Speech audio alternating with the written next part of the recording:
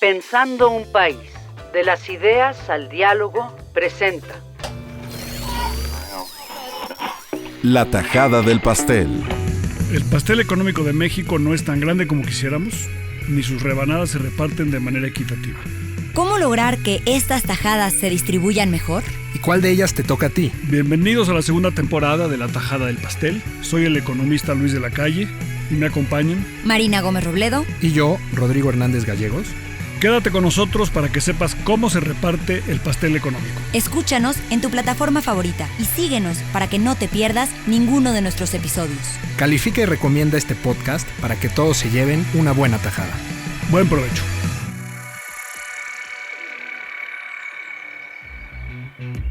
Por fin empiezas a tener un guardadito. Tu trabajo ya te da para ahorrar un poco. ¡Qué paz! Pero no tan rápido. Llega otro problema. La pregunta de qué hacer con ese dinero. Empiezas a googlear y las opciones se multiplican. Se habla de CETES, fondos de inversión, ETFs, bonos, criptomonedas. En este contexto te preguntas si no es mejor tener tus ahorros debajo del colchón. Por suerte tenemos a Luis para que nos ayude a entender por qué es importante invertir y cómo empezar a hacerlo. La gente no suele invertir. Siempre se dice, no hay dinero suficiente. Esto es una excusa porque la inversión se puede contemplar desde un inicio en el gasto corriente. Invertir, como la educación y otras decisiones de vida, llevan a una mayor movilidad social. En este episodio hablaremos sobre la importancia de saber invertir. Hola Luis y Rodrigo, qué gusto verlos en esta segunda temporada. Hola Marina, ¿cómo estás? Luis, gusto saludarlos.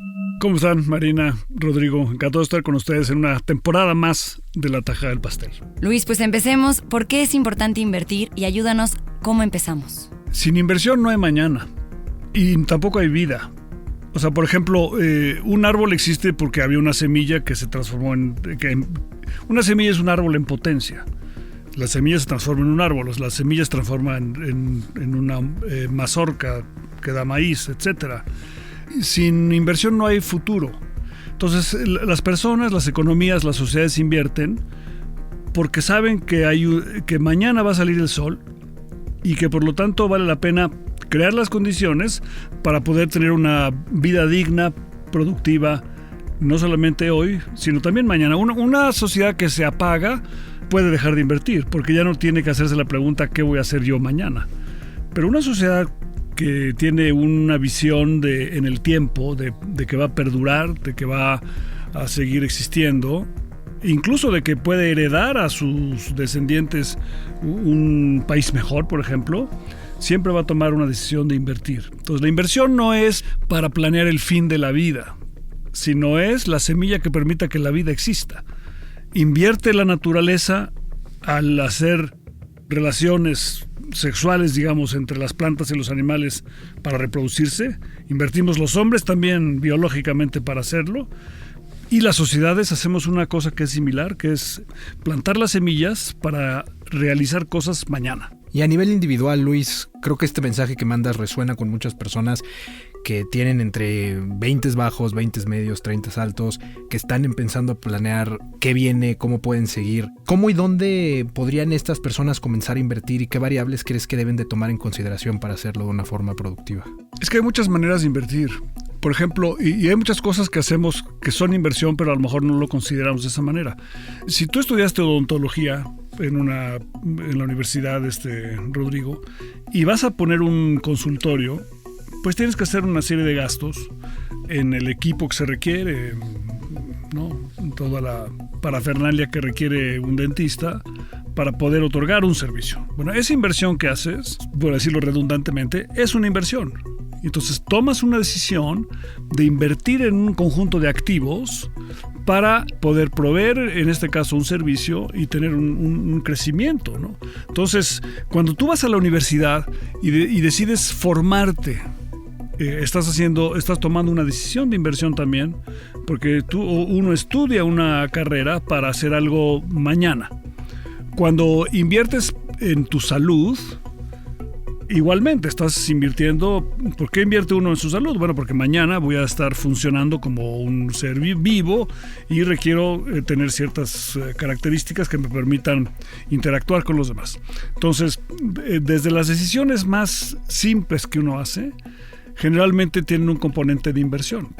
Ahora, cuando tienes tú, digamos, ahorros excedentes, que ya tienes tu consultorio de dentista y no quieres abrir otro, o ya tienes un salón de belleza, o tienes una consultoría, o cualquier actividad que uno pueda hacer, o eres plomero y tienes ya tus herramientas, y de repente empiezas a tener recursos adicionales y ya no estás planeando tu expansión profesional, sino el bienestar de tu familia futura.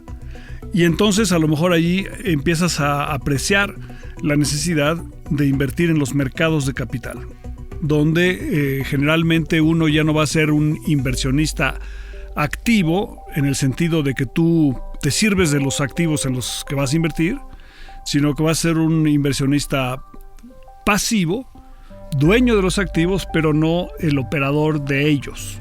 Y entonces ahí te empiezas a hacer un conjunto de preguntas de esos ahorros excedentes que uno tiene, si los debes colocar en un conjunto de instrumentos o no. ¿Y qué nos recomendarías ahorita?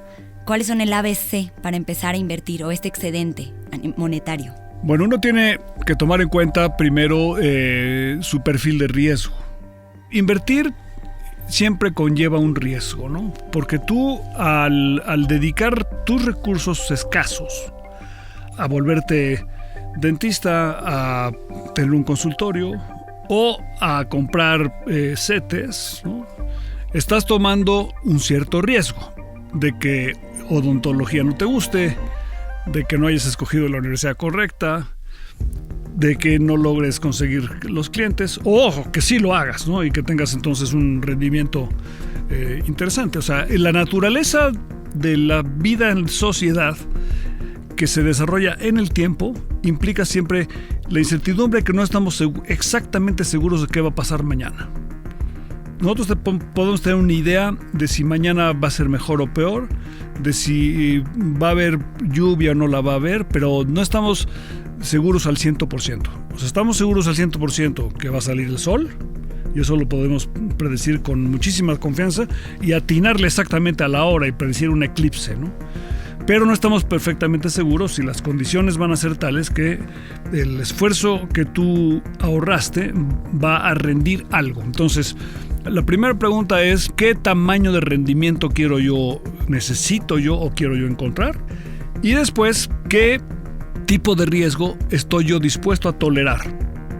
Porque hay inversiones que tienen un retorno esperado determinado, pero que conlleva un cierto riesgo. Entonces, lo primero es evaluar qué tanta esperanza tienes tú de que rinda algo, poco o mucho, y qué tanto riesgo puedes tú asumir. Este tema se liga un poco con uno de los temas que hablamos en la temporada pasada, que era el ingreso, ¿no? El salario. Porque hemos identificado, ¿no?, muchas de las inquietudes que tienen personas de las edades que hemos estado comentando, es que ¿cómo puedes asegurar tú un retiro digno? ¿O cómo te puedes preparar tú para una etapa donde ya no vas a poder ser económicamente activo? ¿Cómo ves este tema ligado con la inversión? ¿Cómo empezar a prepararnos para esta etapa de la vida? Sí, yo también ahí quiero saber si tenemos 30 años y ya nos tenemos que empezar a preocupar por nuestra vejez. Luis, es que falta mucho, ¿no? Bueno, lo primero es tener capacidad de generación de riqueza, ¿no? La inversión más importante que puede hacer un individuo es en su propia preparación, porque el principal activo que tiene una persona es su capital humano, ¿no? Entonces, en la medida que tú tengas capital humano y en la medida en la que vivas en un contexto social que permita el pleno desarrollo de esos activos que uno obtiene. ¿Por qué la gente emigra? Bueno, tú emigras porque estás buscando un lugar que te dé mejores condiciones para utilizar mejor, para que puedan florecer tus activos.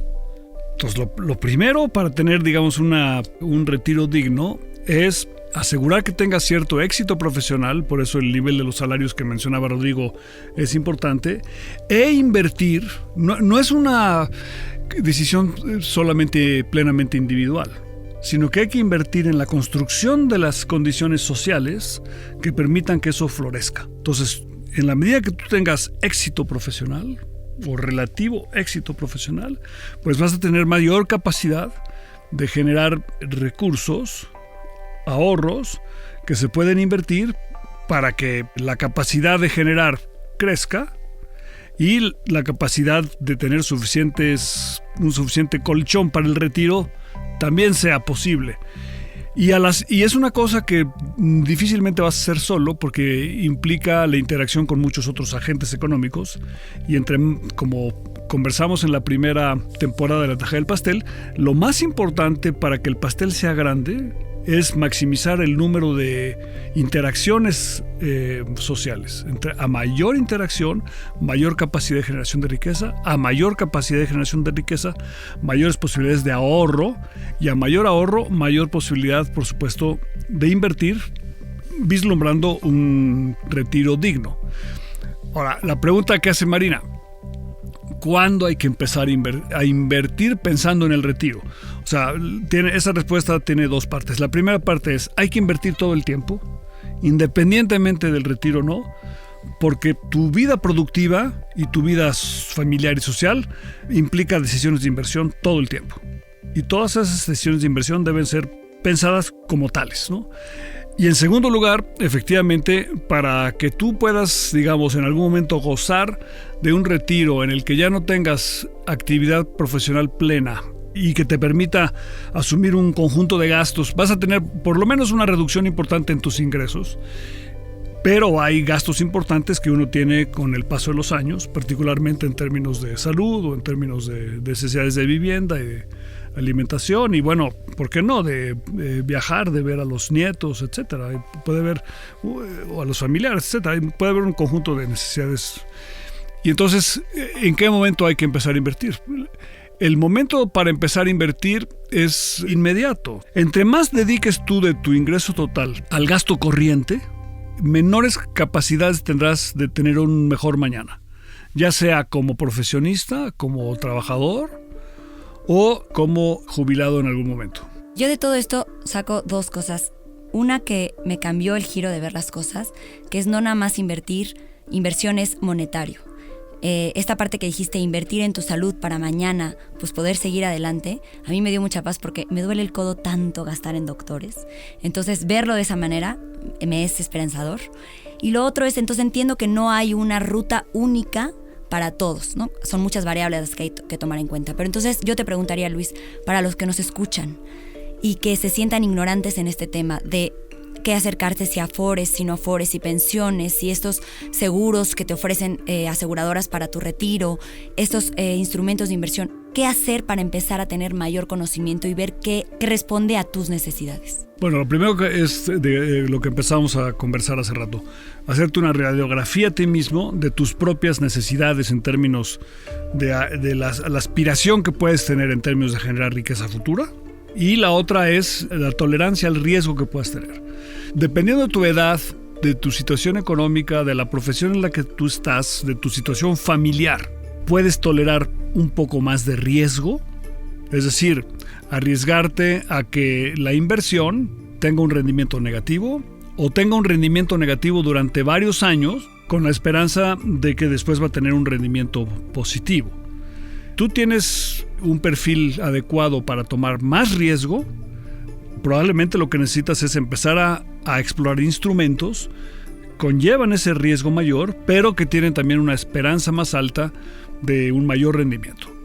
Si por tu situación familiar, demográfica en términos de edad o de tu capacidad de generación de ingresos, requieres de inversiones que tienen relativo poco riesgo, entonces tienes que empezar a explorar instrumentos de ahorro cuyo riesgo sea menor.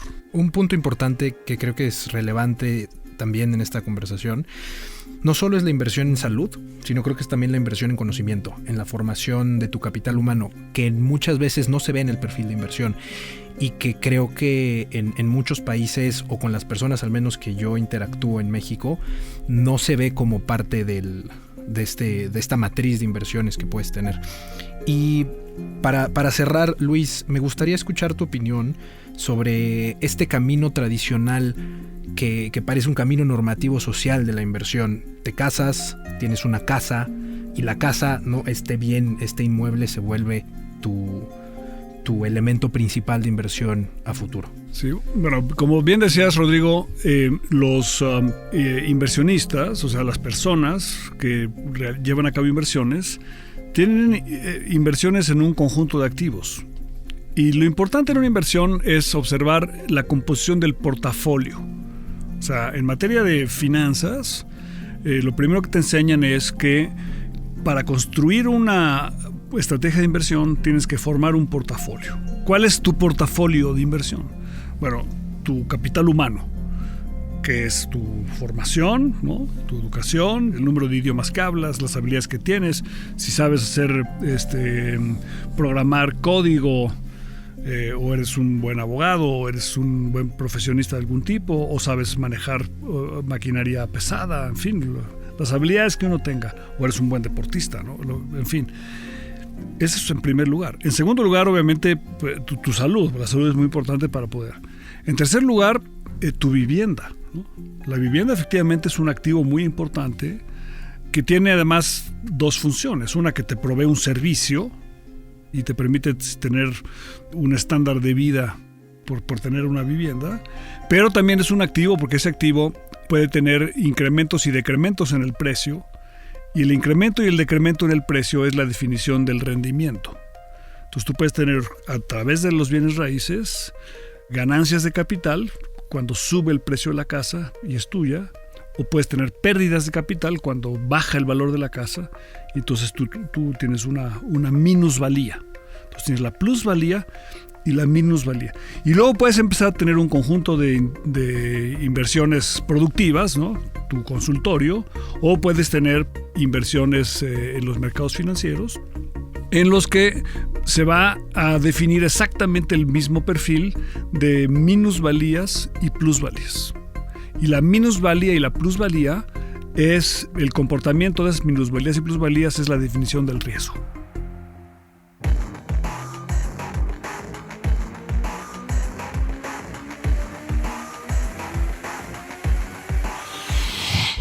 Pues muchas gracias, Luis, Rodrigo, y a todos los que nos escuchan.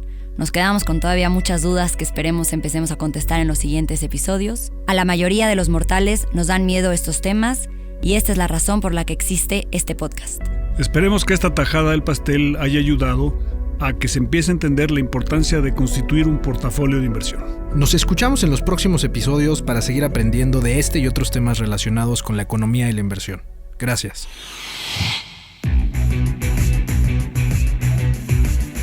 Gracias por escuchar la segunda temporada de La Tajada del Pastel. Búscanos en tu plataforma de audio favorita o visítanos en pensandounpaís.com.